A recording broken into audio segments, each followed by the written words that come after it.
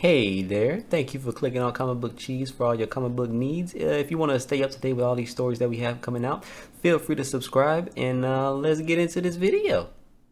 Hey, what is up everybody, Chad here, and today we are going to be continuing with Secret Wars. Okay, so last we left off, there's like a bunch of stuff happening in this story. So the heroes, they're in their fortress.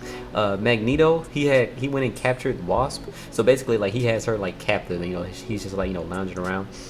And all of the villains, they went and sided with Doctor Doom with what he was doing. Basically, after he left and came back, and, he ended up reprogramming Ultron. So now Ultron, does the bidding of Doctor Doom. He just does whatever Doctor Doom asks, right?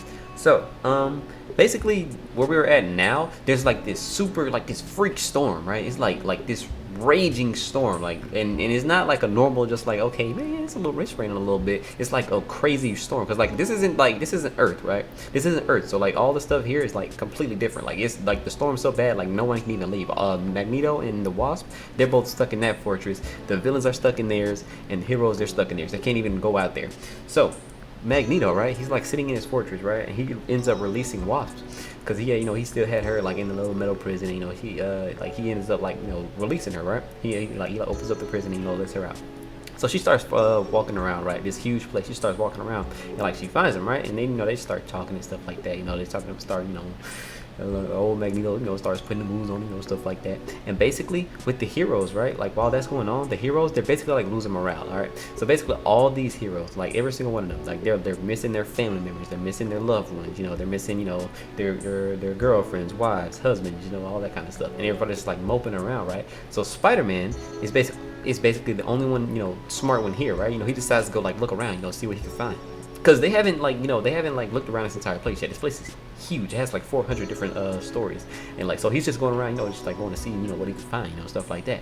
And basically like while he's doing that, he finds the X-Men, and he just like sits there up on the wall, he's just like listening, and when he's about to leave, he actually hears the X-Men start talking about going to get ready to join Magneto, right? Because alright, so the thing is, the heroes, they know how powerful Magneto is, but they still see him as a villain. The X-Men do too, but they realize as much as they fought Magneto, how valuable that power is. Because of all these people on this planet, Magneto is easily the most powerful, aside from Galactus. Like Magneto would literally wipe any of these guys out, like no problem.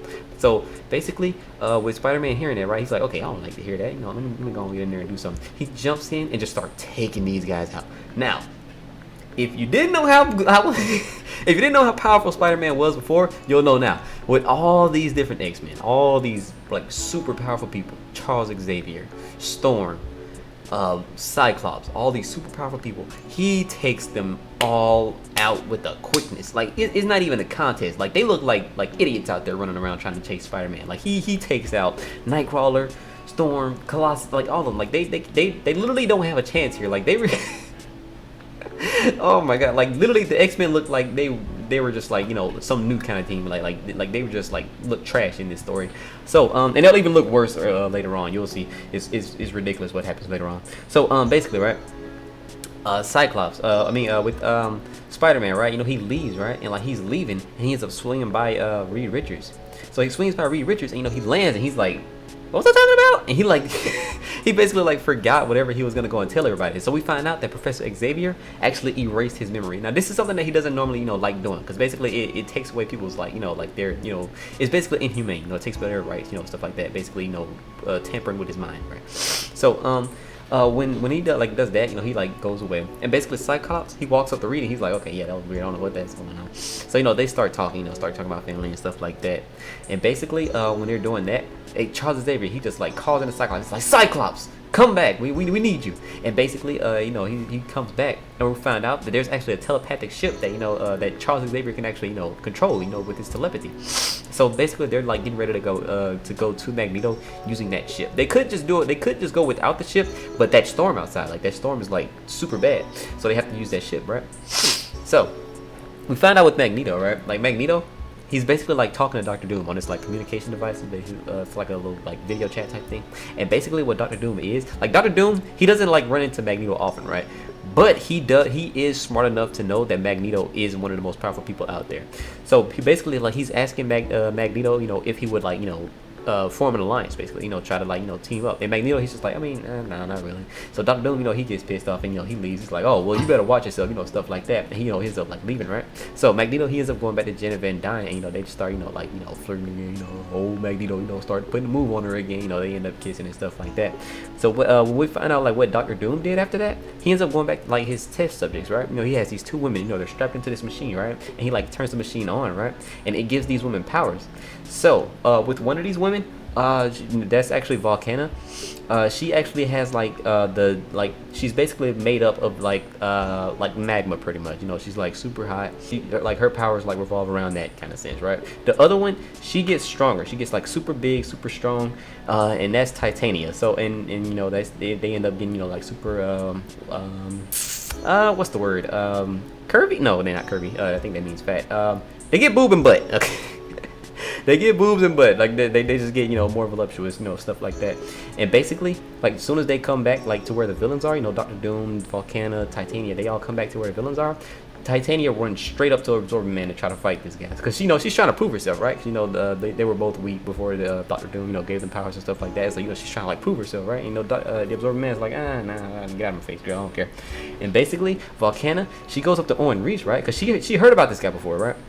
The Molecule Man, she heard about this guy. So she's talking to Owen Reese, and Owen Reese is just like, oh no, I don't do that stuff no more. Like I'm a sensitive guy, right? And basically like this takes her off guard. She's just like, oh, I've heard so much about this dude, like Mr. All Powerful Molecule Man, Mr. Can control the atoms of whatever he thinks.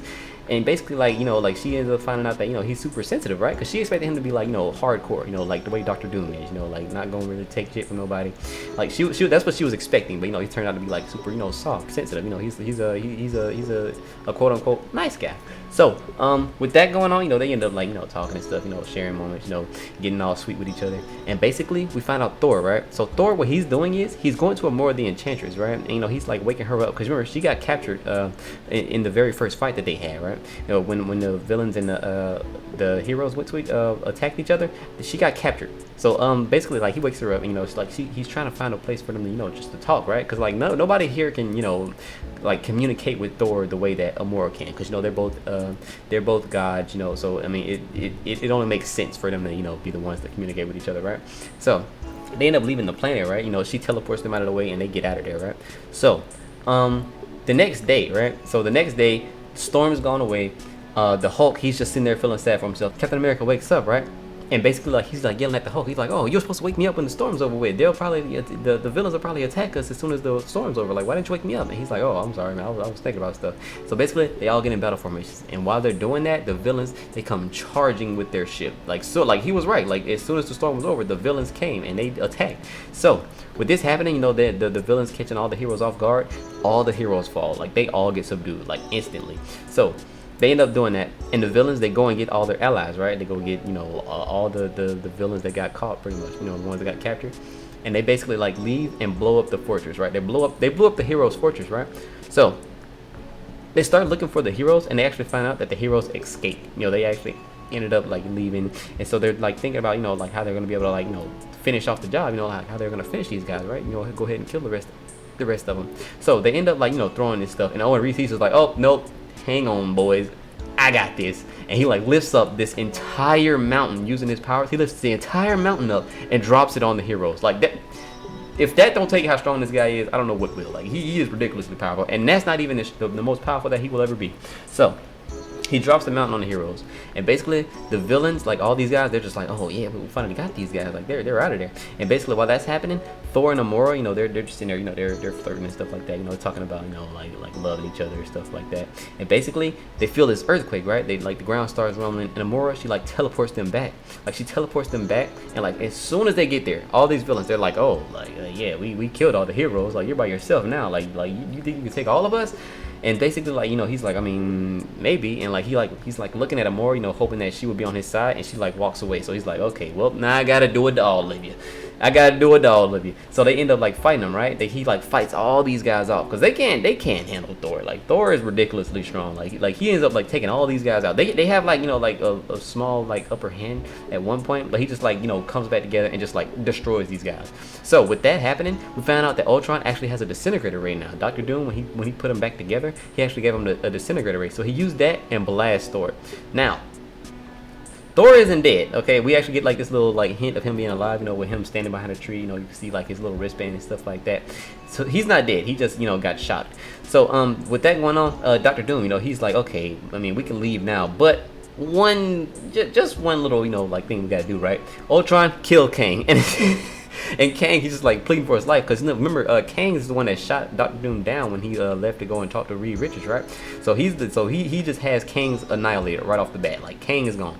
So we end up finding out Thor's alive, and basically we go to the X-Men, right? And make the X-Men, they're basically like talking about the circumstances and stuff like that. They show up and they start talking about forming a team with Magneto and stuff like that. So Magneto, he starts making a plan, right? So Magneto, basically what he wants to do is take Doom out right off the bat. Like he wants to go and attack Doom right now. Because he knows like if any of these guys were to be able to find a way to get rid of like take out Magneto and the X-Men, it would be Doctor Doom. He's like one of the smartest people here, other than like Reed Richards. So he wants to go and take out Doctor Doom right now, because he's also the most like the most ambitious, the one that's actually gonna get some stuff done. That's why he's the leader of the village, right? So we actually like he's talking about Wasp, and basically we find out that she's actually been tricking him this whole time. Like she hasn't been like falling in love and stuff like that. Well, sort of, she kind of has, but like she's not letting it get between her and the heroes, stuff like that. And basically like she ends up like leaving, right? So this is the part that like killed me, right? They start trying to stop Wasp, and all of these X-Men just get put down. Like they literally just get taken out by Wasp. Like this is crazy. Like they really made the X-Men look like buffoons out here. Like it's ridiculous. So she ends up leaving, right? She leaves and she finds like this little car, and Charles Xavier he knows that he could erase her memory the same way that he did Spider-Man, but like he stops Magneto. He's like, okay, no, we can't we can't kill her. He's trying to keep Magneto from killing her, basically, just like crushing the car on her. And he's basically saying like, I could have stopped her. I could have erased her memory, but why would I do that again? Like that was inhumane last time I did it. I did it to Spider-Man, and that wasn't okay at all. I just did it. So basically from there we go to Hulk. And like the Hulk, like he's like literally holding this entire mountain up, like literally this entire mountain, like he's just holding it up, like just standing there, just holding the entire thing up. So they're all just stuck in there. They try to find a way out, but they actually find like they're just like looking at their options. They're like, okay, well, I mean, Johnny Storm, he could probably like blow us out of here, but I mean, he can't because there's no oxygen, stuff like that. And like literally all their options are just like out of there right now. And basically, Reed Richards, right? He just starts thinking. He's like, okay, let me think real quick, because he's the tinkerer. He's the scientific one, right? He's just thinking. He's like, okay, I mean, Iron Man, let me see some stuff real quick. I could probably like reprogram your suit and have them be able to like channel their power, right? And you could just like blow us out of here. And that's exactly what this guy does. Like he reprograms Iron Man's suit. Iron Man, he like absorbs the powers of Johnny Storm and Captain Marvel, and just sends this. Like he literally blows the entire mountain in half. Like it is ridiculous. Like this story is basically to like make these people seem more interesting. It's making Iron Man's suit stronger than it normally is. Reed Richards like it's showing how intelligent he is, how smart he is, basically finding ways to get out of these like jams that they're in, stuff like that, right? So he blasts a hole in the side of the mountain, and they end up like leaving, right? So Captain Marvel, what they do is she leaves and like goes to like find like shelter and supplies, stuff like that, see if they can find some stuff, because like their shelter, their fortress just got blown to smithereens. So she's going to like find like different stuff, right? So she's like flying, she sees Galactus. She's like, okay, I probably shouldn't look at this dude. And like she sees this village, right?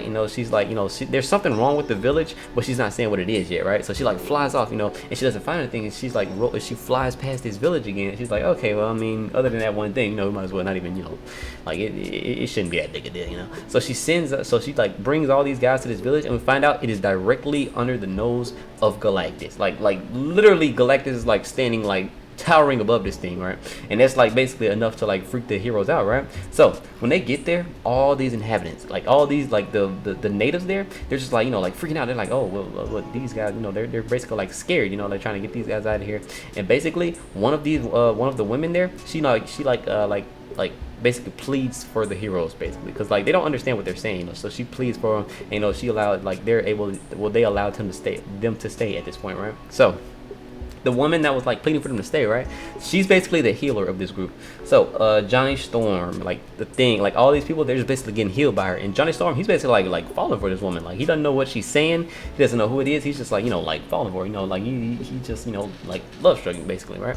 So with Ben Grimm, he ends up turning back into the Thing, right? So Ben Grimm turns back into the Thing, and basically he's not useless no more, right? So with that happening, you know, Reed Richards, like he's like looking, and he's like, oh, what is Galactus doing? So Galactus, he ends up moving, he puts his hands in the air, and Reed freaks out. He loses his mind. Like he's just like, oh no, what, and like he's just like freaking out because he knows what's about to happen. Like we know what's about to happen too. He's most likely gonna try to eat the planet, but that's basically, you know, like why he's like, you know, tripping out. So I'm gonna end this story here. If you're new to the channel, feel free to subscribe. Leave a like if you enjoyed the video. Thank you for choosing Comic Book Cheese for all your comic book needs, and I will see y'all in the next one.